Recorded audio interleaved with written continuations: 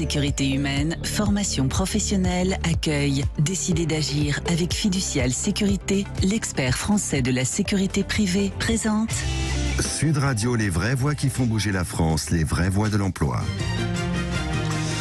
Et on parle emploi jusqu'à 20h avec Jérôme Laverny, directeur du réseau national Mission Emploi. Bonsoir Jérôme. Bonsoir Philippe. Bonsoir à vous. Sommes-nous enfin sortis de la crise sanitaire en matière d'emploi? Eh bien, on va en débattre et tenter de répondre à cette question avec nos invités que je vous présente dans un instant. Patience. Tous les indicateurs économiques publiés ces dernières semaines sont au vert. C'est vrai, le chômage est en baisse. Mais il y a tout de même quelques petites zones d'ombre.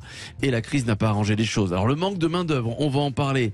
Dans certains secteurs, les entreprises françaises manquent parfois de bras, nuisibles à leur activité et donc à la relance. Autre zone d'ombre, la dette des entreprises, les PGE, les prêts garantis par l'État qui ont alourdé la dette de certaines entreprises, qui pourraient avoir un impact sur leur capacité d'investissement et qui pourraient précipiter quelques faillites. Et puis, des entreprises à cause de cette crise sanitaire qui ont dû revoir leur façon de fonctionner, qui ont dû s'adapter pour ne pas perdre des marchés. Sommes-nous enfin sortis de la crise sanitaire? On attend vos réactions, vos témoignages. Un numéro, le 0826 300 300, c'est le numéro du standard de Sud Radio. François Bergerot est avec nous, bonsoir. Bonsoir. Bonsoir à vous, cofondateur de l'Atelier des Chefs. Vous allez nous en dire plus et on va présenter l'Atelier des Chefs à nos auditeurs, à tous ceux qui nous écoutent. Charles Galbois est avec nous également, bonsoir. Et bonsoir. Bonsoir Monsieur Galbois, gérant de l'hôtel Welcome de Villefranche-sur-Mer, trésorier de la Fédération de l'hôtellerie, restauration et tourisme Nice-Côte d'Azur. Je parlais du manque de main d'œuvre, évidemment, on va en reparler avec vous. Jérôme Laverny, pour faire une petite introduction à cette émission qui va durer jusqu'à 20h, c'est vrai que la crise sanitaire en matière d'emploi a changé beaucoup de choses et je le disais, beaucoup d'entreprises ont dû s'adapter et parfois même changer carrément de cap. Alors on n'est pas tout à fait sorti de la crise sanitaire, mais non. Pendant cette crise sanitaire, c'est vrai qu'on a entendu beaucoup l'idée, le spectre d'un monde d'avant, de pendant et d'après. Alors, si on s'approche donc du monde d'après, il est temps de tirer et à la fois un petit bilan et savoir si réellement cette expérience malheureuse qu'a été la crise sanitaire a permis au moins de tirer un certain nombre d'enseignements et de basculer donc dans un monde d'après riche de ces enseignements à défaut des épreuves endurées. Et malheureusement, j'aurais tendance à considérer que ça reste quand même assez identique. Les besoins de recrutement dont on a parlé, oui. Premièrement, ils existaient déjà avant la crise. C'est vrai. Ils existaient pendant la crise. Mais la crise a creusé le fossé. Alors, on a tiré la sonnette d'alarme un certain nombre de fois, y compris sur ce plateau, pendant la crise et malheureusement, après la crise, dans les programmes électoraux de nos chers candidats à l'élection présidentielle dans quelques semaines, il n'y a pas grand-chose sur les besoins de recrutement.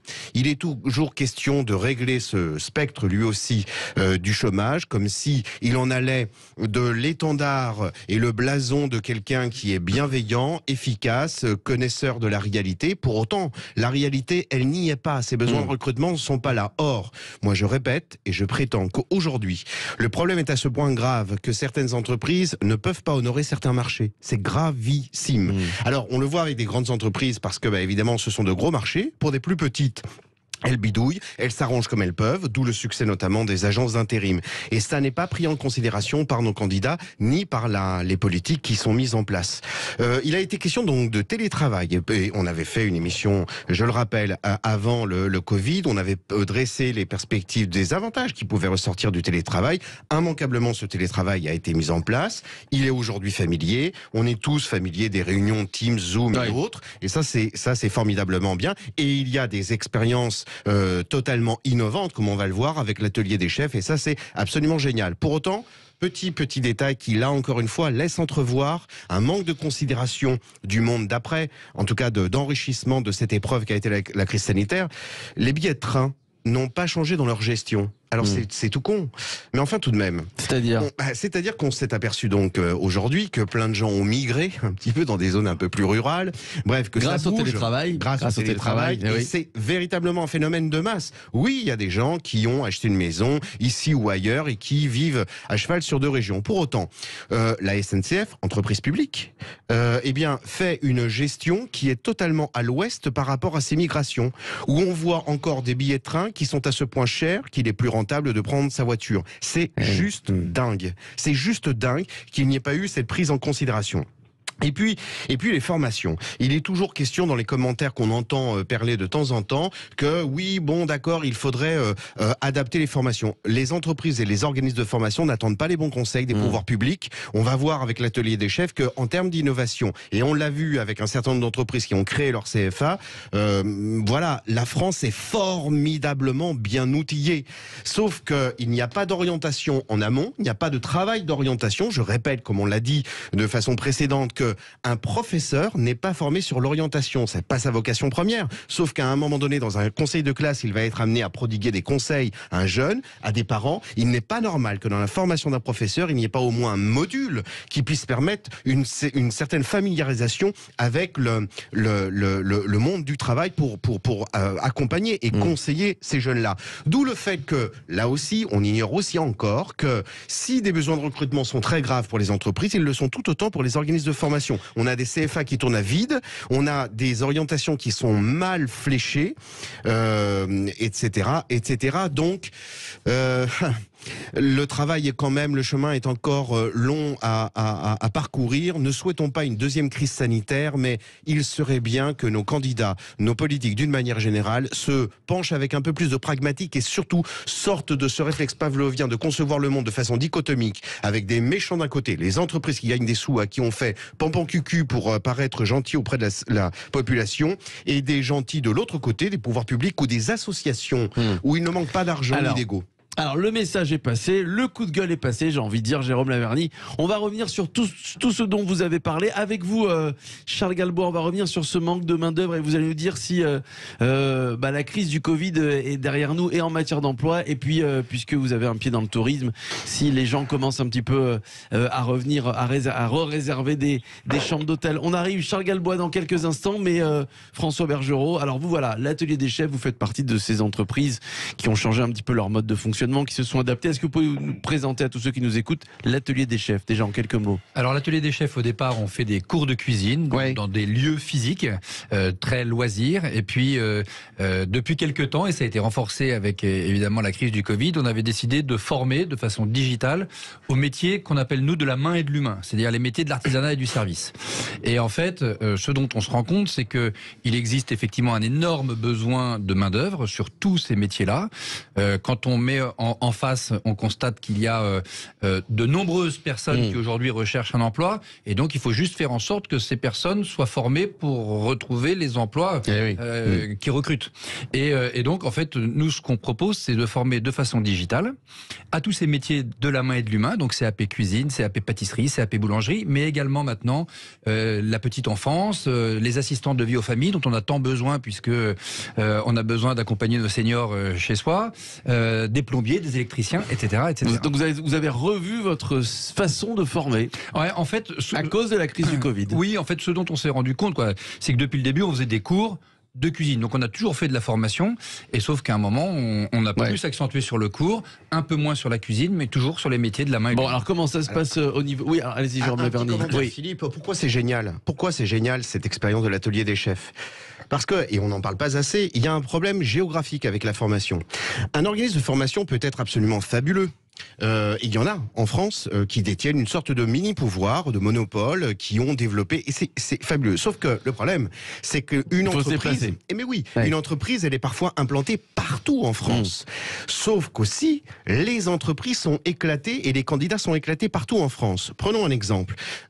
Si on forme sur la mécanique, si un jeune veut se former sur la mécanique poids lourd, la mécanique, il est obligé de parfois migrer d'une région à une autre pour trouver l'organisme qui va bien. Mais, s'il veut faire son apprentissage dans le petit garage juste à côté de chez lui, c'est doublement problématique. Là, avec cette expérience de l'atelier des chefs, on peut avoir un apprenti, un alternant, donc, à la fois de Strasbourg et de Carcassonne, et qui va peut-être dans une entreprise à Grenoble. Voilà, c'est ça l'innovation. Et ça, on n'a pas été foutu de le mettre en place précédemment. Et encore une fois, il faut que ce soit des initiatives comme celle-ci qui au moins l'imaginent, ou certains CFA d'entreprise, on en a parlé récemment. Et j'imagine d'ailleurs que vous avez eu beaucoup plus de demandes depuis que vous avez basculé sur le digital, non? Oui, évidemment. Et donc il y avait une demande. Il y a une demande très très forte. En fait, les gens ont besoin de se former, et puis surtout, les carrières vont changer maintenant. Donc les gens vont se former tout au long de leur vie. Ça, c'est un constat qui a été fait notamment avec la loi Pénicaud. Donc ça, c'est un point très important.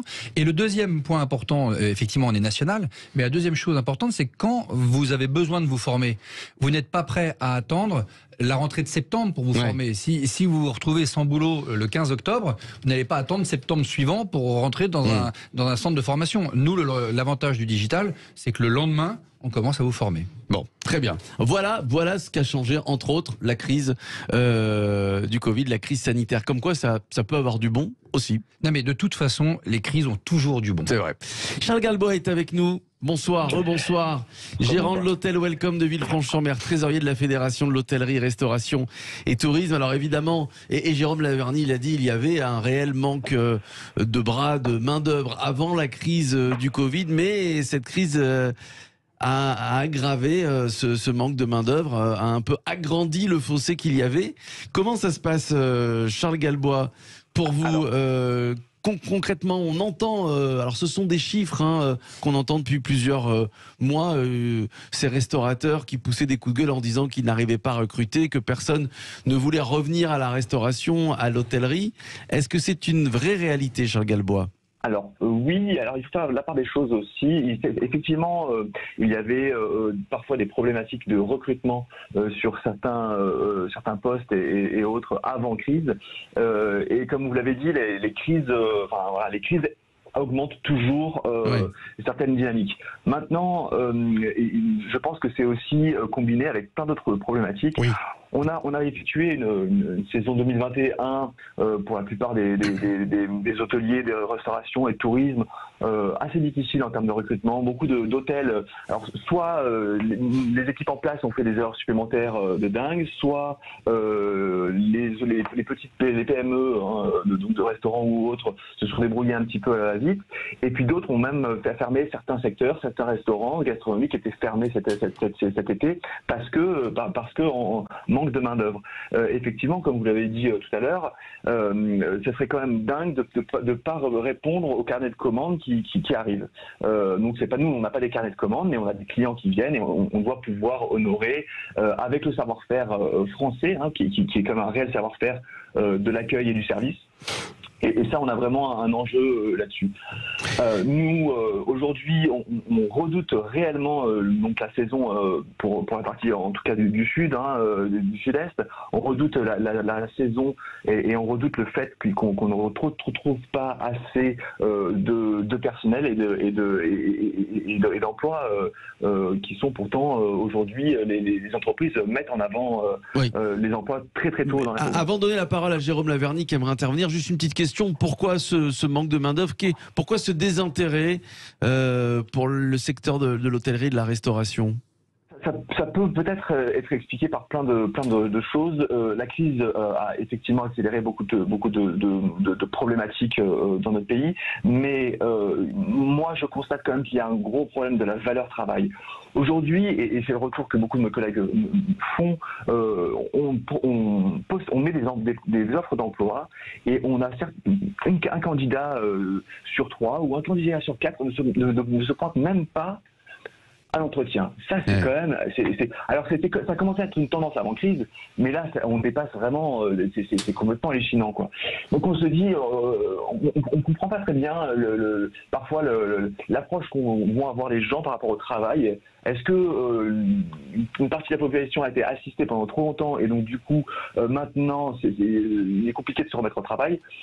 Nous, dans notre secteur, il y a beaucoup de choses qui changent et qui étaient en train de changer, et aussi, là aussi, on accélère le changement, l'agrément autour du travail, autour de la difficulté au travail dans nos métiers. On fait beaucoup d'efforts.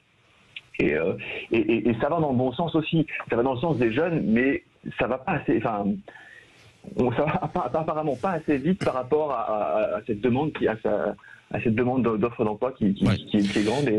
Alors Jérôme Laverny, on comprend bien le désarroi de Charles Galbois déjà sur la valeur travail. Qu'est-ce qui s'est passé? Alors, je vais Pourquoi y venir. on ne veut pas travailler en décalé, faire des horaires de nuit par exemple? Alors je vais y venir, mais Monsieur Galbois a déjà formidablement raison en disant, il l'a dit à 2-3 reprises, il n'y a pas une raison, mais des raisons. Voilà. Alors, si on veut se pencher sur la valeur travail, c'est vrai que nous sommes dans la société dans laquelle nous sommes, où l'on accepte bien volontiers de dépenser beaucoup de sueur, d'énergie et de fatigue pour faire du sport.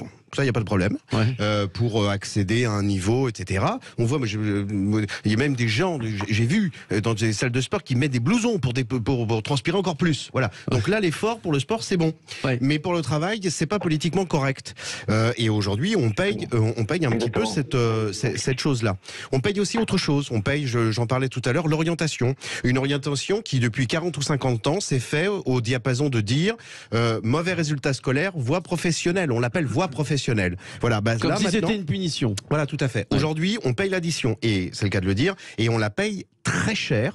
J'insiste franchement, beaucoup d'entreprises qui ne le diront pas à un micro, elles peuvent pas le dire par rapport à leurs clients, ne peuvent pas honorer des marchés. Et pour les JO qui se profilent, ça va être une bombe à retardement. Donc il y a plein de... Oui, on est dans une société où effectivement, on s'autorise certains comportements, on voit les gens conduire comme ils conduisent, on ne fête plus la Coupe du Monde comme on l'a fêtait il y a 20 ans, l'esprit est plus tout à fait le même, et oui, dans les recrutements, parfois, ça donne des choses un petit peu bizarres. On paye aussi l'esprit de l'orientation. On demande à quelqu'un quel est votre projet professionnel, qu'est-ce que vous aimez, qu'est-ce que vous voulez. Mais non, ça marche pas toujours comme ça, il y a des strates. On fait pas toujours ce qu'on veut. On fait pas toujours ce qu'on veut. Et puis, dernière chose, on n'oriente pas, et ça c'est très mauvais dans l'esprit qui préside à l'orientation, les gens, les jeunes et les parents ont l'impression que quand ils font un choix d'orientation, ils font un choix définitif et pour la vie comme dans un silo. Non, il faut simplement se préparer à une vie professionnelle qui constitue des étapes. Et oui, oubliez cette espèce d'histoire de sens du travail. Alors ça, on va en reparler parce que ça a plané pendant toute la crise sanitaire, en considérant qu'il fallait retrouver ce que l'on aime, le sens de la vie, des choses agréables, des choses essentielles. Maintenant, le vrai sens du travail, là où immanquablement tout le monde puise une énorme jubilation, c'est quand on voit que son travail a apporté ses fruits et qu'on se dit merde, j'ai bien réussi ce que j'ai fait ce soir. C'est ça le sens du travail. Alors, on va revenir sur la valeur travail qui en ce moment... oui, il faut qu'on en reparle. Il faudrait qu'on en reparle, voilà. Parce qu'il y a un sacré abcès. Voilà, certains jeunes, c'est ce que vous avez laissé sous-entendre, n'ont pas vraiment cette valeur travail. Et je pense que ça concerne aussi la nouvelle génération. Le sens du travail, on va en reparler avec vous, François Bergerot, cofondateur de l'Atelier des Chefs. Tiens, est-ce que vous êtes sur la même ligne de Charles Galbois? Est-ce que vous l'avez remarqué? Est-ce que vous êtes d'accord avec son analyse? On va revenir dans quelques minutes. Les vraies voies de l'emploi qui reviennent dans un instant. Sommes-nous sortis de la crise sanitaire en matière d'emploi, évidemment? On en débat encore pendant quelques minutes avec vous, Jérôme Laverny, directeur du réseau national Mission Emploi, avec Charles Galbois, gérant de l'hôtel Welcome de Villefranche-sur-Mer, et donc François Bergerot, cofondateur de l'Atelier des Chefs. Et puis vous, on vous attend à 0826 300 300. À tout de suite. Sécurité humaine, formation professionnelle, accueil. Décidez d'agir avec Fiducial Sécurité, l'expert français de la sécurité privée, présente. Sud Radio, les vraies voix qui font bouger la France, les vraies voix de l'emploi. Les vraies voies de l'emploi jusqu'à 20h avec Jérôme Laverny, directeur du réseau national Mission Emploi. Charles Galbois est avec nous, gérant de l'hôtel Welcome de Villefranche-sur-Mer, trésorier de la Fédération de l'hôtellerie, restauration et tourisme Nice-Côte d'Azur. Et puis François Bergerot, cofondateur de l'Atelier des Chefs. Sommes-nous sortis de la crise sanitaire en matière d'emploi? C'est la question que l'on se pose ce soir. On essaie d'y apporter des réponses. Évidemment, on a évoqué durant cette émission le manque de main-d'œuvre que rencontrait le secteur de l'hôtellerie, de la restauration avec vous, Charles Galbois, ce qui nous a fait un petit peu bifurquer sur la valeur travail, le sens du travail. Et c'est vrai qu'on a l'impression que cette nouvelle génération ne l'a pas trop, cette valeur travail. Alors c'est peut-être une question d'éducation. On pointe pas du doigt les enseignants, mais on peut aussi pointer du doigt la société d'une manière générale. François Bergerot, est-ce que vous le constatez ça à l'Atelier des Chefs, ce sens du travail que ces jeunes, au début je voulais dire ne retrouvent pas ou a perdu, mais finalement n'a jamais rencontré peut-être? Alors il y a deux phénomènes. Nous on a la chance, malgré tout, d'être dans un métier de relative passion. Et donc les gens qui nous rejoignent, en général c'est des passionnés, sont des passionnés, et donc ils mettent du plaisir dans leur travail. Et c'est vrai que ce qu'on comprend, c'est que on a réussi à faire croire aux gens que travail et plaisir n'allaient pas ensemble. Or, c'est pas vrai. Beaucoup de gens sont heureux dans leur travail. Mais ils n'osent plus le dire, en fait. Ça fait bizarre de dire qu'on est heureux dans son travail. Donc, en fait, notre vrai enjeu à tous, là, c'est de refaire en sorte que les gens prennent du plaisir. Donc, nous, notre enjeu dans la formation, La plupart des gens qu'on récupère en formation sont des gens qui auraient voulu être cuisiniers à 14-15 ans, et puis on leur a dit non, tu vas pas laver des haricots toute ta vie, etc. Donc ils sont allés passer leur bac, et puis en fait à 30 ans ils se réveillent en disant mais en fait c'est ça ce que je voulais faire. Donc nous on les récupère, ces gens-là, et notre enjeu c'est de leur montrer qu'ils peuvent prendre du plaisir à faire bien. Et quand on prend du plaisir à faire bien, et ben en fait on est heureux, et tout ça est un cercle vertueux. Et donc tout notre enjeu dans la formation c'est de remettre du plaisir. Et donc, on avait encore une discussion ce matin là-dessus avec les équipes pour dire comment est-ce que nos formations doivent mettre le plaisir au cœur du projet. Voilà. Et c'est comme ça qu'on retrouvera la Jérôme Lavergne. Oui, alors moi, j'ajouterais bien volontiers qu'il faut aussi accepter le principe selon lequel, dans un travail, il va y avoir des moments difficiles, des moments de déplaisir, des moments de difficulté, des difficultés à surmonter, et qu'il y a un plaisir précisément à surmonter ces difficultés. Je reviens à mon exemple de ce type que je vois de temps en temps dans une salle de sport derrière sa vitrine. Il ne court nulle part. Il est plein de sueur parce qu'il se couvre. Voilà. Là, il accepte le principe qu'il va souffrir pendant quelques minutes pour peut-être courir plus vite, pour faire je ne sais quel sport. Eh ben, il en va de même pour le travail. Dans n'importe quel travail, il faut considérer qu'il va y avoir des difficultés, des moments difficiles, des moments dans une journée où il va falloir résoudre tel ou tel problème, et ne pas considérer que j'ai envie de faire quelque chose que j'aime, j'ai envie de me faire plaisir, et agiter le spectre tout d'un coup d'une illusion où il s'agirait de retrouver dans le travail ce qui relève de rien, même pas des loisirs, parce que même dans un loisir, pour faire de la musique de façon agréable, il faut avoir passé du temps.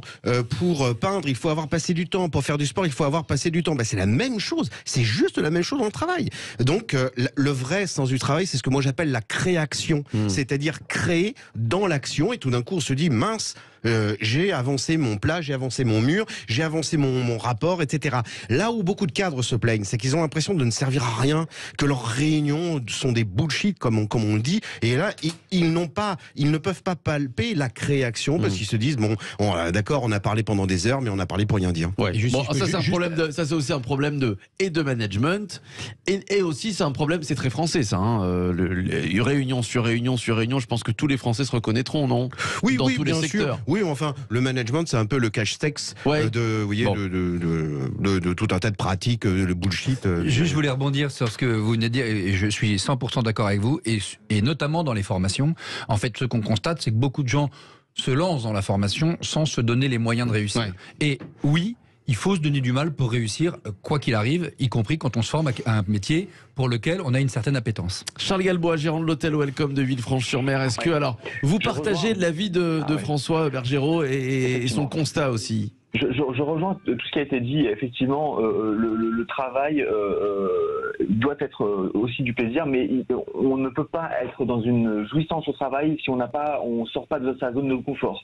Voilà. Ça c'est sûr qu'on a, je sais pas comment, mais de manière culturelle, la jeunesse est en train de croire qu'il faut rester dans sa zone de confort et c'est comme ça qu'on aura du plaisir au travail. Non, c'est pas vrai et c'est pas possible. La vie n'est pas comme ça. C'est pas comme ça que ça peut fonctionner.